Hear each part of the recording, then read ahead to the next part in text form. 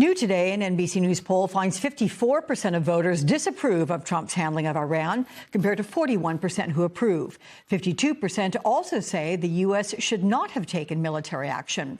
With me now, Don Calloway, former Missouri State Representative and CEO of Pine Street Strategies, along with Democratic strategist Jenna Arnold and Republican strategist and MS Now political analyst Susan Del Percio.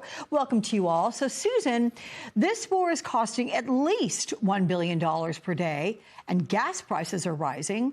6 U.S. service members have been killed, others seriously injured, and roughly 1,800 people killed in the region. This amid poor jobs numbers here at home. Is it any wonder there isn't majority support for this? Do people have faith this administration even has a grip on the big picture, with Trump dismissing military deaths as part of war? Alex, all of the things that you're showing up on the screen right now are exactly why Americans are not happy with Donald Trump, to say the very least, and don't have faith in him. We're seeing record numbers in that poll saying people feel worse off now than they did when Donald Trump took office. Those numbers being over 50% indicate some of his base feels that way.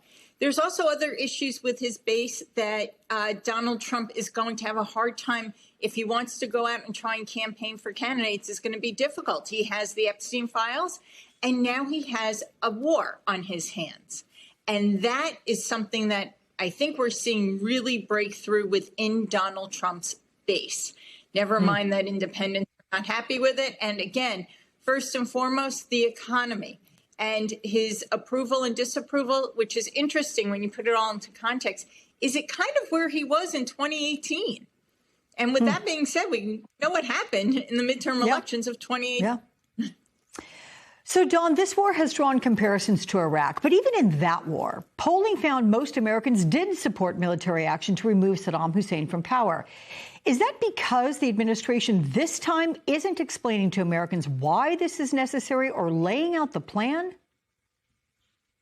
Well, this administration has extraordinary flimsy and inconsistent rationales for this invasion of Iraq. And it does feel a whole lot like in the post 9/11 era, when I was a young law student, activist, and organizer. And we remembered at the time that one of our talking points about why it was so bad and so unreasonable was that it was at the cost of $100 million a day.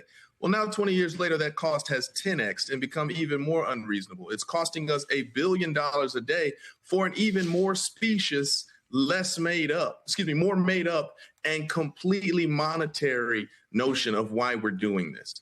And whether it was $100 million 20 years ago or $1 billion a day now, the only beneficiaries are not the people of Iraq, not our brave American soldiers. The only beneficiaries are the shareholders and stakeholders of the military-industrial complex, who is making all the money from war. And we do know that Trump, as a hyper-capitalist, this administration is engaging all levers of government to drive private profit.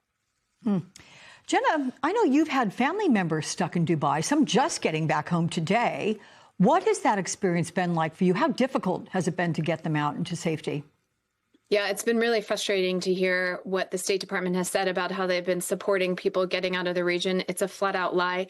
I am blessed because I spend so much time in politics, the exhausting industry that we all find ourselves having a lot of relationships in senatorial, governor, and congressional offices. And every single person I called within the past week, they sort of shrugged their shoulders and said there was absolutely nothing we could do.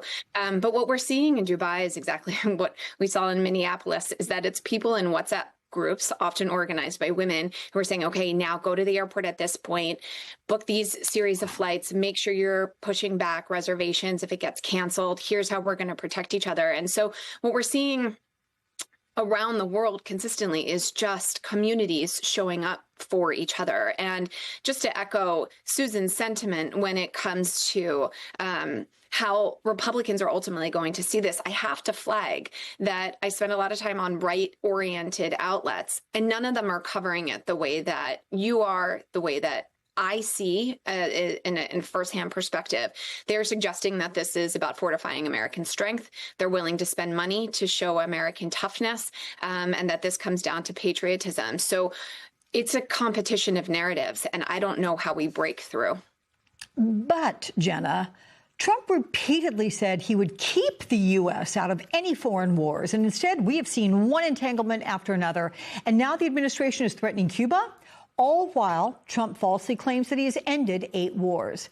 Does it make it even, but does it make it even worse when there's no apparent off-ramp for this war with Iran?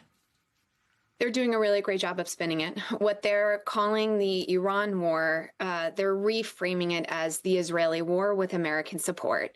He is then providing air cover for his strategy and pointing to Venezuela. Now, Venezuela is that whole process transition one is not complete. We are in like the first quarter of what that's ultimately going to look like, but they speak capitalism. When we're engaging with a country, the IRGC, the clergy of Iran, who are talking about using religious oriented reasons for why they're against Americans and why they're against Israelis, it's an entirely different set of conversations. So he sort of is able to protect himself for what he says is already a successful box-checked example in Venezuela. And then he's saying that this is an Israeli war over here in Iran. And he's being very upfront about these gas prices potentially going up a little bit. I think he's really enjoyed that. Hey, guys, hold on. You're going to see them go up for 3 weeks, but then they're going to come back down. And my hunch is that is ultimately going to happen. Susan, Trump is getting backlash from vocal members of his MAGA base who do not see this as America first. But then NBC found 90% of self-identified MAGA-aligned Republicans support the strikes. Among the non-MAGA Republicans, it's divided, about 54% supporting the strikes, 36% opposing. Does Trump have his base behind him more than it appears, or are the cracks significant? No, I think the cracks are very significant, especially as time goes by.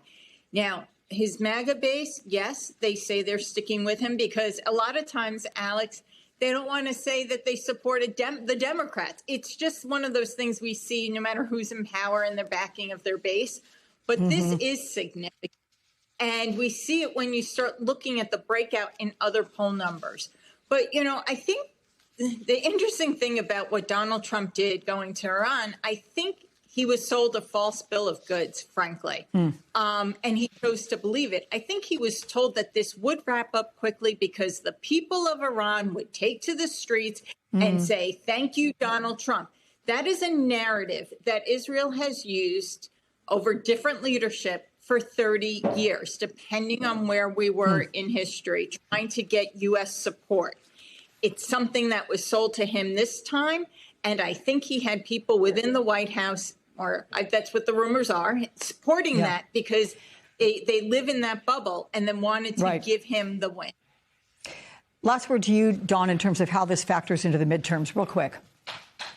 I'll tell you, you know, before this segment, we talked about how Kari Lake was removed as the head of that media organization because lawyers challenged it. People got those jobs back. It shows that the challenges to this administration's unlawful actions will happen, but they take time. A moment ago, Jenna talked about how people in the Dubai airports are looking after each other the same as Minnesota. While people are challenging, other people have a moral responsibility to come together to support those who are suffering the failures of this administration and any government who's failed us. So we have a responsibility to challenge the institutions. That will win in time. And we have a responsibility to support each other who are facing the ramifications of this administration's failures. That also happens. And that's our responsibility, no matter how scary government gets in this moment.